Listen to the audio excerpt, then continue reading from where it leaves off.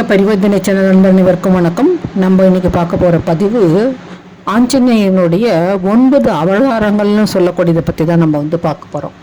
அதாவது இப்போது சிவன் எடுத்துட்டாருனாக்கா அவருக்கு நிறைய அவதாரம் எடுத்திருக்காரு. அதே மாதிரி மகாவிஷ்ணுவோட முக்கியமாக 10 அவதாரங்கள் நமக்கு எல்லாம் படிச்சிருக்கிறோம்.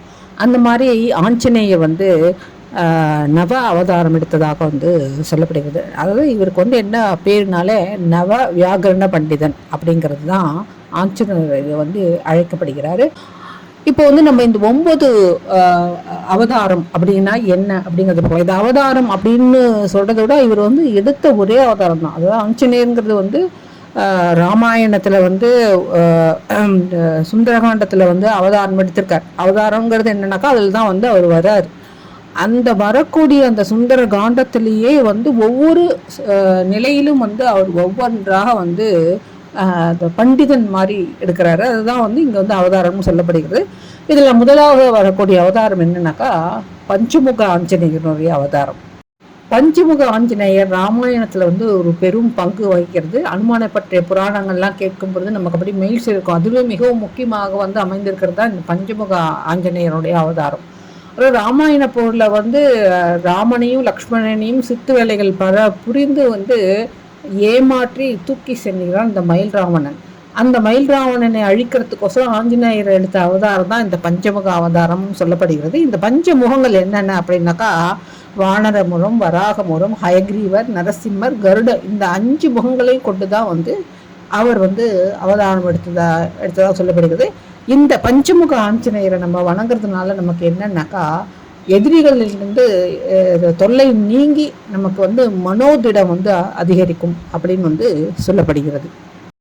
இரண்டாவதாக வரக்கூடிய அவதாரம் நிறுத்த ஆஞ்சநேயர். அதாவது ராமனுக்கும் ராவணனுக்கும் சண்டை நடக்கிறப்போ அந்த போர்ல ரொம்ப உக்ரமான ஒரு பாவனையோடு ஆஞ்சநேயர் இருக்கலாம். அத்தகைய அந்த நேரத்தில் அந்த மாதிரி உக்ரமாக இருக்கக்கூடிய அந்த ஆஞ்சநேயர் வணங்குனாக்கா எத்தகைய இடர் இருந்தாலும் அது நொடியில் தீர்ந்து போகுமா அப்படிங்கிறது ஐதீகம். அதனால் நமக்கு தீராத ஒரு கஷ்டம் இருந்ததுன்னா இந்த நிறுத்த ஆஞ்சநேயருடைய முகம் எங்கே இருக்கோ அந்த முகத்தை வழிபட்டாக்கா நம்மளுடைய அந்த தீராத பிரச்சனைகள்லாம் தீரும் அப்படின்னு சொல்லப்படுகிறது. அடுத்தது கல்யாண ஆஞ்சநேயர். ஹனுமான் பிரம்மச்சாரி அப்படிங்கிற விஷயம் நிறைய பேத்துக்கு தெரியும். ஆனால் திருமணம் ஆனவர் அப்படிங்கிறது தெரிஞ்சிருக்க வாய்ப்பில்லை. அதாவது சஞ்சீவின் மலையில் கையில் ஏந்தி கொண்டு இவர் பறந்து வரப்போ அவருடைய வேர்வை துளி சமுதிரத்தில் விழுறப்போ அதை ஒரு மீன் வடிவில் இருக்கக்கூடிய ஒரு தேவக்கன்னி விழுங்கி விட்டதாக கூறப்படுகிறது. அதனால தேவக்கன்னிகைக்கு அழகிய மகன் ஒருவன் பிறந்தான். அவன் பெயர் மரகத்வஜன் அப்படிங்கிறதா பேர். அந்த தேவக்கன்னியினுடைய பேர் சுவர்ச்சலா. அந்த மாதிரி சுவர்ச்சலா அவளை பின்காலத்தில் அவரை கல்யாணம் பண்ணிட்டு அவளோட வாழ்க்கை நடத்தியதாக ஒரு வரலாறு சொல்லப்படுகிறது. இந்த கல்யாண ஆஞ்சநேயரை நம்ம வணங்கினோம்னாக்கா என்ன ஆகும்னாக்கா கணவன் மனைக்குள் இருக்கிற அந்த பிரச்சனையெல்லாம் நீங்கும். ஆஞ்சநேயரை வழிபடுபவர்களுக்கு விரைவில் திருமணம் நடைபெறும். அடுத்தது பால ஆஞ்சநேயர். பால ஆஞ்சநேயர் குழந்தை வடிவத்தில் இருக்கக்கூடிய ஆஞ்சநேயர். இவர் கிருஷ்ணன் எவ்வளோ சுட்டித்தனம் பண்ணாரோ அந்த அளவுக்கு இவர் பாலகனாக இருக்கிறபோது சுட்டித்தனம் பண்ணியிருக்காரு. இவளை அந்த மாதிரி ஒரு சுட்டித்தனத்தோடு அஞ்சனா தேவி ரொம்ப அன்பு காட்டி இவரை வளர்த்துருக்காரு.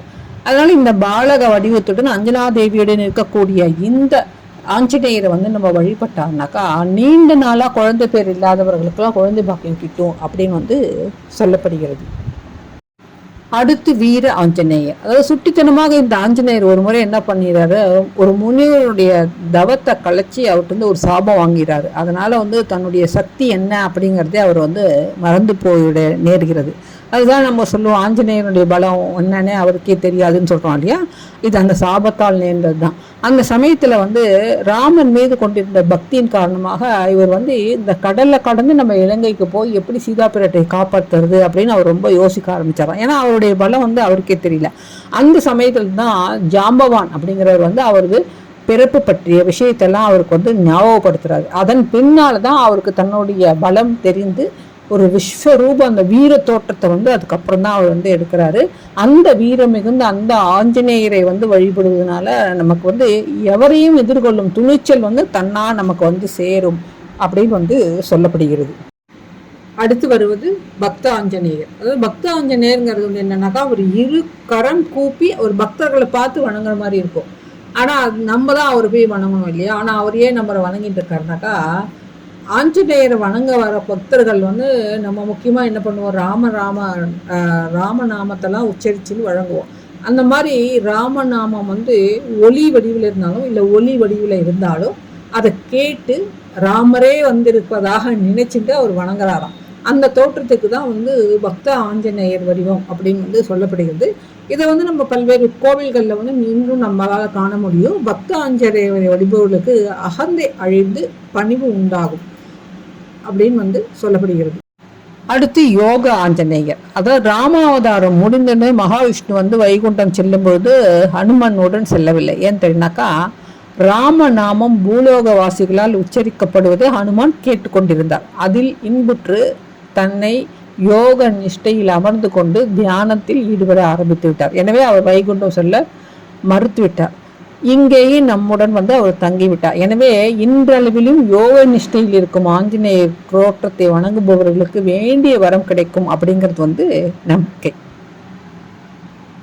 சிவ பிரதிஷ்டை ஆஞ்சநேயர், அதாவது தோஷங்கள் என்பது வந்து மனுஷனுக்கு மாத்திரம் இல்லை, இறைவனுக்கும் உண்டு. இறைவன் வந்து மனிதனாக பிறவி எடுத்தாலும் அவனுக்கும் உண்டு அப்படிங்கிறது தான் நம்ம வந்து இந்த ராமாயணத்தில் வந்து ராமர் வந்து ராவணனை கொன்ற உடனே அவருக்கு பிரம்மகத்தி தோஷம் ஏற்பட்டுருது. அதை போக்குறதுக்கு தான் வந்து அவர் சிவ பூஜை செய்யணும்னு சொல்லிட்டு சிவலிங்கத்தை வந்து காசிக்கு போய் எடுத்துன்னு வர சொல்லி ஆஞ்சநேயர்கிட்ட சொல்கிறாரு.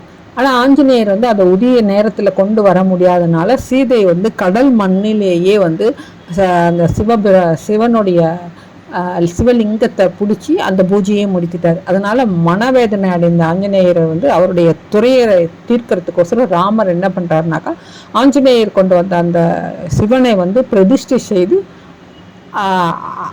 செய்து அந்த அதை வந்து ஆஞ்சநேயர் வணங்குறாரு.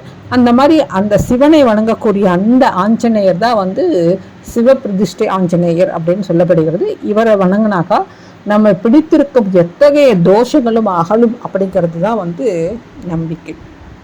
அடுத்து சஞ்சீவி ஆஞ்சநேயர், ராமருக்கும் ராவணனுக்கும் இடையே போரில் வந்து நஞ்சு தடவி அம்பை வந்து எய்தினால லக்ஷ்மணன் வந்து மூச்சு அடைந்து, ராமலக்ஷ்மணன் 2 பேருமே மூச்சு அடைந்து வந்து விழுந்துடுறான். அவளை காப்பாற்றணுன்னாக்கா விபீஷ்ணர் வந்து ஆஞ்சநேயர்கிட்ட என்ன சொல்கிறாருனாக்கா, இந்த சஞ்சீவியின் மலையில் சென்று அங்கே ஒரு மூலிகை இருக்குது, அதை பறிச்சுன்னு வர சொல்லி சொல்கிறாரு. ஆனால் அந்த சஞ்சீவி மலைக்கு போனவுடனே அவருக்கு அந்த மூலிகை எது அப்படின்னு அவரால் கண்டுபிடிக்க முடியல. அதை நேரம் கடத்தினாக்கா ராமலக்ஷ்மணருக்கு ப்ராப்ளம் வந்துடும் அப்படின்னு சொல்லிட்டு அவர் என்ன பண்ணுறாருனாக்கா, அந்த சஞ்சீவி மலையே எடுத்துகிட்டு பறந்து வந்துடுறாரு ஆஞ்சநேயர். அந்த மாதிரி சஞ்சீவி மலையுடன் பறந்து வரக்கூடிய அந்த தோற்றம் தான் வந்து சஞ்சீவி ஆஞ்சநேயர் தோற்றம்னு சொல்லிட்டு சொல்கிறோம். இந்த ஆஞ்சநேயரை வணங்குவதற்கு வந்து எத்தகைய தீராத பிணி இருந்தாலும் அது தீர்ந்துவிடும் அப்படிங்கிறது வந்து ஒரு ஐதீகம்.